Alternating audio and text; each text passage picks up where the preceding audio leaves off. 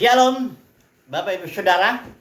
Kita teruskan studi kita kristalisasi masih di kitab Yeremia.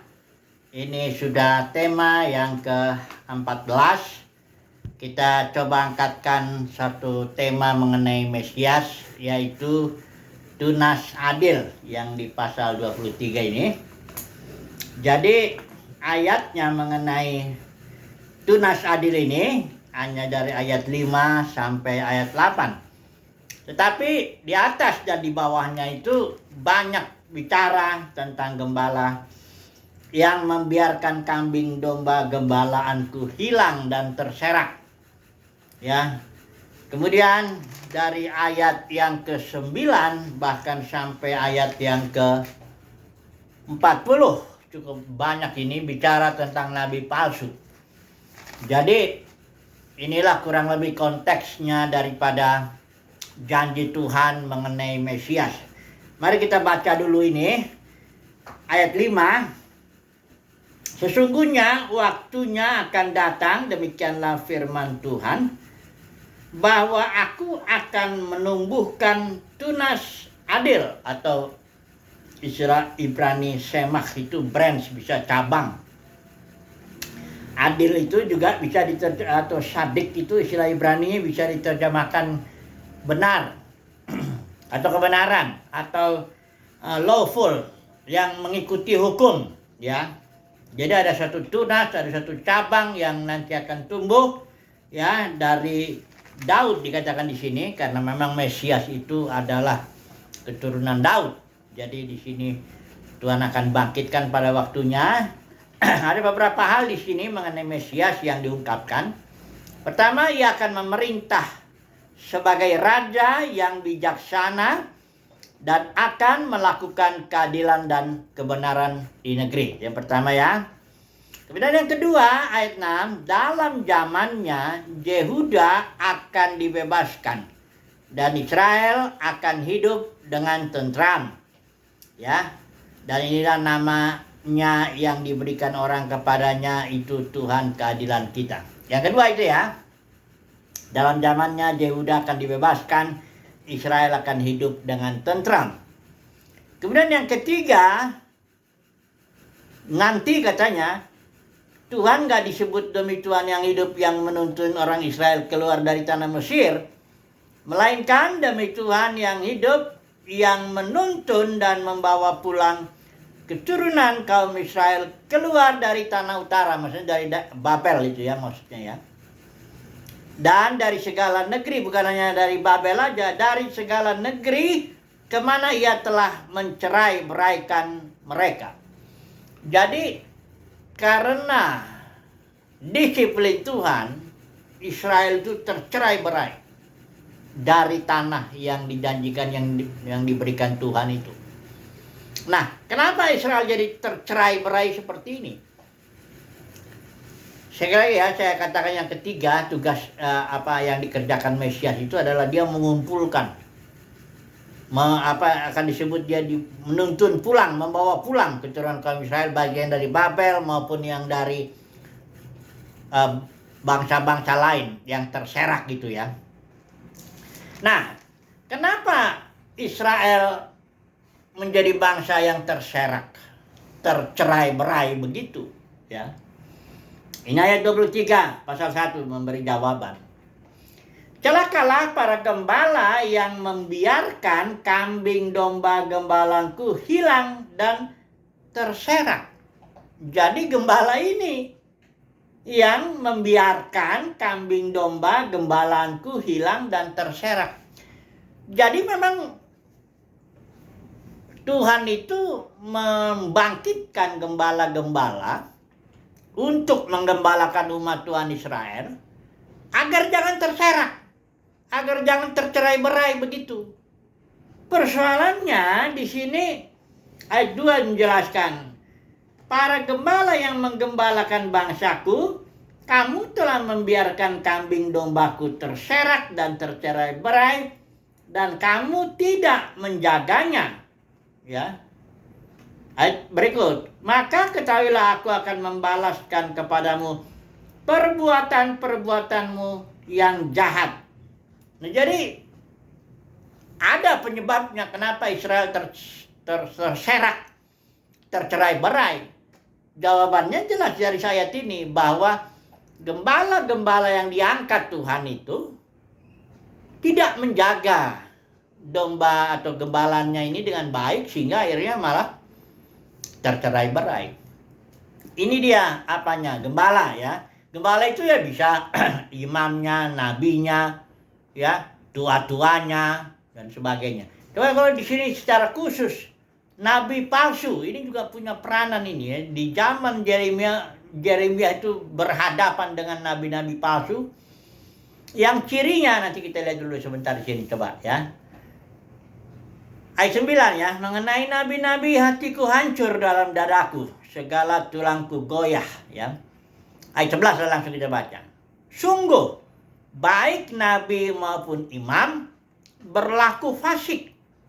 Di rumahku pun juga aku mendapati kejahatan mereka. Nah, ini juga penyebab daripada tercerai-berainya domba-domba atau umat pilihan Tuhan, umat Tuhan itu ya.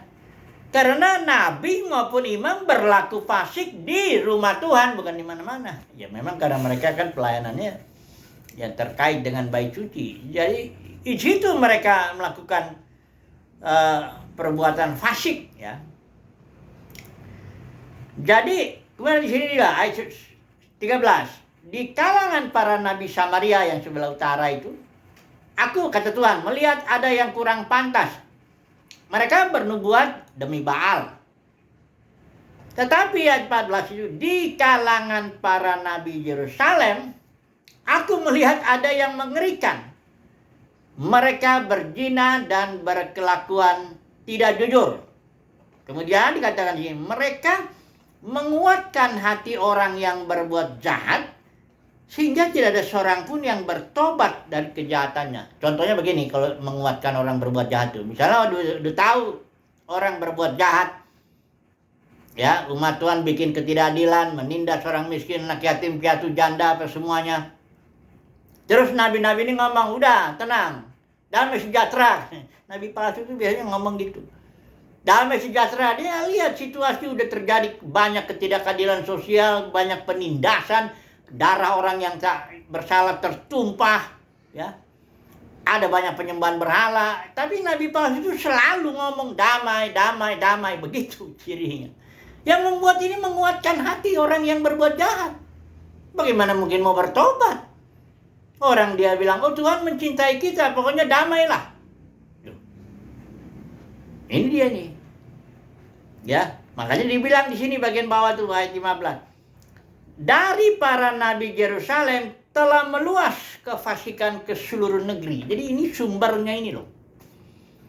Tadi kita lihat di bagian atas pasal 23 itu gembala-gembala yang palsu, katakan begitu.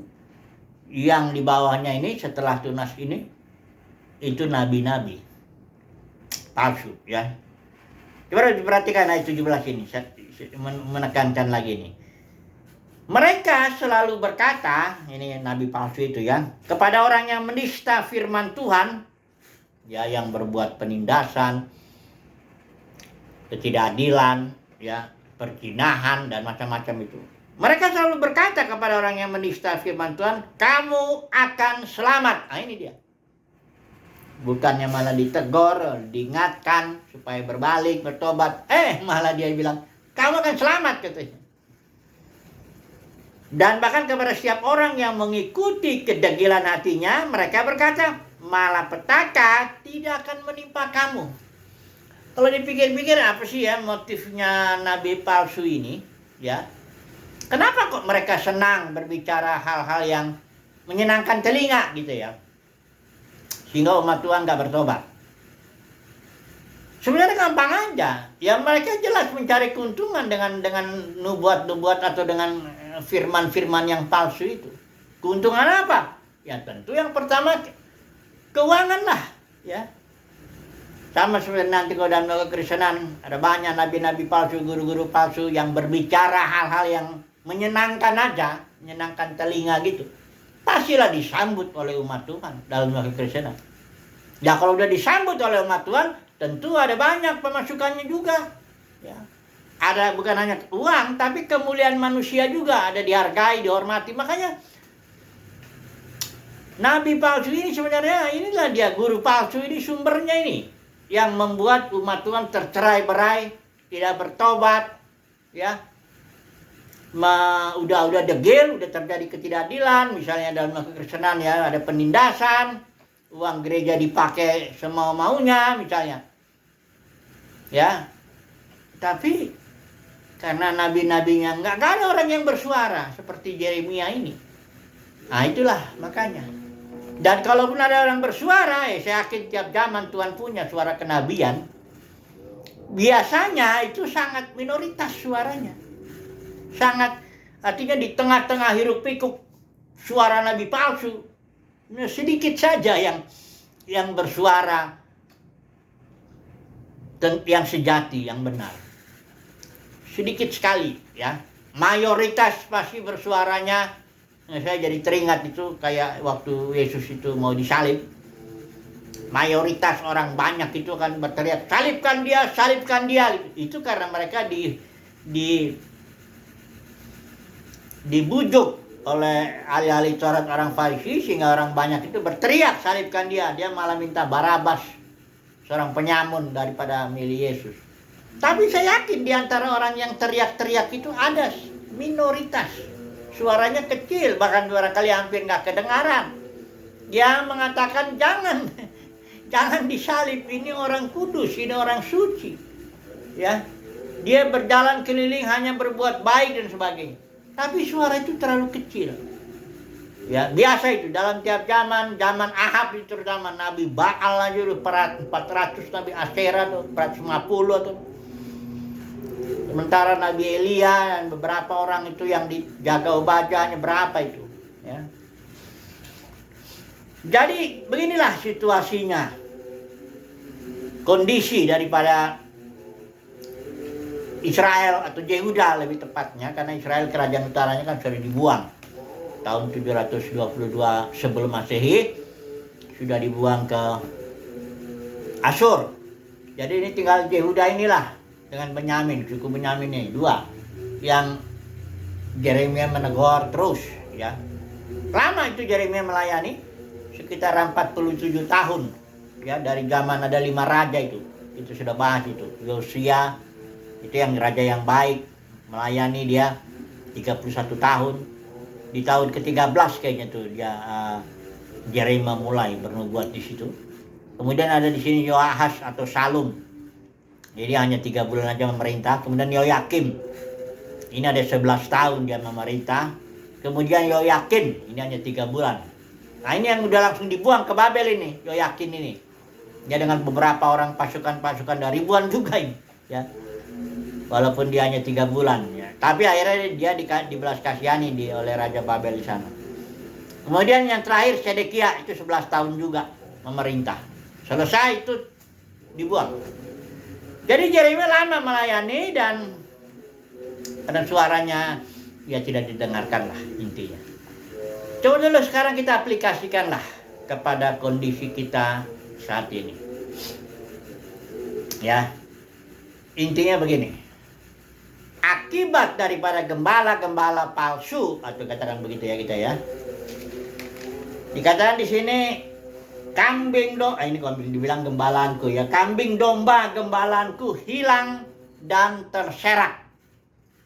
Itu gara-gara ayat 1 ini, pasal 23. Gembala, ya, celakalah para gembala yang membiarkan begitu.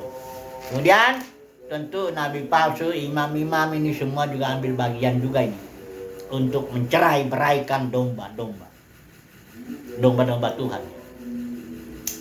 Mari kita aplikasikan dulu lah kondisinya untuk saat ini. Bagaimana dengan domba-domba Tuhan atau dunia kekristenan selama ya 2000 tahun ini, ya, dari mulai gereja mula-mula. Apa yang terjadi dengan gereja ini? Itu sama dengan yang terjadi di zaman Yeremia. Apa yang terjadi? Domba-domba terserak, tercerai-berai. Ya. Kenapa? kejadiannya juga sama kalau kita baca yang sering saya bacakan Kisah Para Rasul 20 itu, nggak usah kita baca lah. Ya. Paulus bicara itu kepada para penatua yang tugasnya menggembalakan. Ya. Para penatua yang ditugaskan untuk menggembalakan domba-domba Tuhan yang dibeli dengan darahnya. Paulus bilang, dari antara kalian akan datang, serigala ganas akan menyerang kalian, para penatua nih. Dan akibatnya kalian, para penatua ini, beberapa orang ini, akan memberikan ajaran palsu. Tujuannya satu, tarik murid kepada diri kalian. Murid itu tadinya, murid-murid ini mengikuti pimpinan roh. Karena gereja mula-mula itu adalah organisme. Otoritas yang berlaku, otoritas hayat. Sama seperti tubuh ini kan, yang berlaku otoritas hayat. Hayat itu disimbolkan oleh darah daripada tubuh jasmani kita kan. Kalau darah itu, selama darah mengalir, anggota ini bisa dikontrol. Ya. Tapi kalau udah darah nggak mengalir, dia bisa lumpuh, ya, satu anggota itu tidak bisa lagi dikontrol. Otoritas hayat itu yang berlaku di dalam satu tubuh, suatu organisme, ya. Nah, murid-murid ini ditarik oleh para gembala palsu ini, orang-orang yang mengajarkan palsu, narik murid kepada diri mereka. Jadi gereja tuh jadi tercerai-berai, hilang dan tercerai-berai karena sebagian ditarik kepada pemimpin A, sebagian ditarik kepada pemimpin B, sebagian ke C dan sebagainya. Nah, selama jadi 2000 tahun ini, kekristenan sudah menjadi pecahannya ribuan. Ada yang berani bilang mengatakan 40.000 denominasi. Kenapa? Para pemimpin itu menarik, ya. Tentu para pemimpin ini merasa ya dirinya paling benar. Ya, teologinya paling benar, ya. Tapi intinya masalahnya bukan soal benar atau salahnya dulu. Masalahnya jadi domba ini tercerai-berai. Itu serigala ganas yang tidak menyayangkan kawanan domba, kata Paulus. Yang membuat kawanan domba ini cerai-berai. Pecahlah Kristen itu, ya. Menjadi ribuan, puluhan ribu denominasi. Ya. Kalau dibaca sejarahnya itu ada seorang sih yang namanya Ignatius ini, ya, dia bishop, kayaknya di Alexandria tahun 117 Masehi. Dia yang membedakan antara episkopos dengan presbyteros. Ini dua istilah Yunani yang diterjemahkan penatua, sama ini. Kalau orangnya sama. Kalau presbyteros artinya dewasa orangnya. Kalau episkopos artinya dia bisa melihat dari atas dalam dimensi lebih tinggi untuk menjaga kawanan domba. Tapi Ignatius bilang enggak, episkopos ini dia bishop lebih tinggi. Jadi dalam satu kawanan harus ada satu orang, bishop namanya. Dan dia juga memberikan nasihat-nasihat kepada jemaat untuk bahkan menganggap bishopmu seperti Tuhan. Itu ada tuh di buku Apostolic Fathers. Saya udah pernah kutip, J.B. Lightfoot penulisnya. Jadi mulailah di antara bishop-bishop perkota pun berebut. Namanya manusia tuh, di dalam manusia tuh ada kedagingan ingin berkuasa. Karena memang sebenarnya manusia diciptakan untuk memerintah, tapi harus serupa segambar dengan Tuhan. Kalau enggak, wah dia pasti memerintah dengan enggak adil. Dia pasti menindas itu. Ya. Nah, ini bishop-bishop bertarung. Akhirnya ada bishop agung bertarung lagi, ada kardinal bertarung lagi, ada paus. Masuklah hierarki sistem pemerintahan manusia. Akhirnya gereja diatur oleh manusia. Iya Kak, tentu. Nggak lama kemudian itu abad 5, abad 6 udah settle tuh sistem hierarki yang begitu tuh. Langsung gereja masuk abad ke-8. Dalam sejarah gereja itu dibilang abad ke-8, 1000 tahun. Sampai Luther katanya 1517. Tapi bukan berarti Luther memulihkan gereja atau memulihkan kesatuan gereja. Enggak. Luther cuma memulihkan 3 hal setidaknya. Sola Scriptura, ya kembali ke Alkitab. Sola Fide, hanya sola iman. Sola Gratia, hanya kasih karunia. Enggak semua. Terus ada gerakan-gerakan, tapi belum juga, ya. Sampai sekarang ya memang dinubuatkan di kitab Wahyu, gereja ya tetap pecahan itu nggak akan, Tuhan nggak pulihkan, nggak coba pulihkan gereja disatuin lagi gitu, nggak begitu. Tapi Tuhan panggil para pemenang tiap zaman untuk mewakili gereja yang udah pecah menjadi ribuan denominasi ini. Nah, ini yang mau kita bicarakan. Para pemenang ini, apa sih kerjaannya para pemenang ini yang digerakkan Tuhan ya. Tapi sebelumnya saya mau bicara dulu mengenai, tentu saya juga agak sedikit bersaksi juga ya. Tapi saya mau bicara dulu bahwa ini kepada para pemimpin kan. Paulus pernah membandingkan ini bagus sekali dia dengan Apolos. Ini gereja di Korintus ini ada bersifat kedagingan lah, katakan begitu ya. Saya bacanya pakai YLT ya. Dikatakan 1 Korintus 3 ayat 3, karena kamu masih menjadi yang jasmaniah. Sebab bila mana ada iri hati dan perselisihan dan perpecahan di antara kamu, bukankah kamu adalah jasmaniah dan hidup secara manusiawi? Sebab ketika seorang mengatakan aku sesungguhnya milik Paulus, ini seolah-olah mengatakan aku denominasinya Paulus, kira-kira begitu ya. Yang lain aku milik Apolos. Paulus bilang, bukankah kamu bersifat daging? Selanjutnya, siapa itu Paulus? Siapa Apolos? Selain daripada para pelayan yang olehnya kamu telah beriman dan yang kepada masing-masing seperti telah Tuhan anugerahkan. Aku menanam, kata Paulus, Apolos menyiram, tetapi Elohimlah yang menumbuhkannya. Karena itu katanya yang penting bukan yang menanam, yang menyiram. Yang menanam dan yang menyiram ini masing-masing nanti ada urusan dengan Tuhan. Dapat upah seberapa sesuai pekerjaannya. Tapi yang penting kita harus, jemaat itu harus fokus kepada Elohim yang menumbuhkan. Ya, menumbuhkannya, ya. Dan dikatakan di sini ayat 13 bagian bawah, dari tiap-tiap pekerjaan akan menjadi nyata, karena hari itu nanti ada hari saat di mana pekerjaan semua hamba Tuhan itu, entah dia rasul, nabi, pengajar, ataukah dia para penatua atau apa semuanya, dari tiap-tiap pekerjaan akan menjadi nyata, karena hari itu akan menjelaskan, sebab hal itu akan disingkapkan oleh api, dan bagaimana rupa tiap-tiap pekerjaan itu. Api itu akan membuktikan. Jadi masing-masing pelayan Tuhan ini yang dipanggil Tuhan ini untuk menggembalakan umatnya, itu nanti dia akan dites, diuji ya. Nggak gampang itu ya. Makanya karena Pak Jokowi juga bilang, sebagai seorang guru misalnya para pengajar, kita akan dihakimi menurut ukuran yang lebih berat. Ya, makanya jangan banyak orang di antara kamu mau menjadi guru, kata Yakobus begitu kan. Tapi kalau memang udah karunianya ngajar ya harus juga dijalankan. Hanya ya baik-baiklah. Makanya Paulus bilang, awasilah dirimu sendiri dan awasilah ajaranmu. Kenapa semuanya ini nasihat-nasihat kepada para pemimpin ini tegas? Berulang-ulang itu. Karena kita semua akan menghadap tahta pengadilan Kristus. Masing-masing kita akan mempertanggungjawabkan perbuatan kita. Ya. Jadi bukan berarti kalau udah melayani udah beres lah. Enggak juga gitu. Buktinya Matius 7 ayat 21 23 mengatakan itu ada orang-orang yang udah melayani. Hebat itu kelihatannya pelayanannya.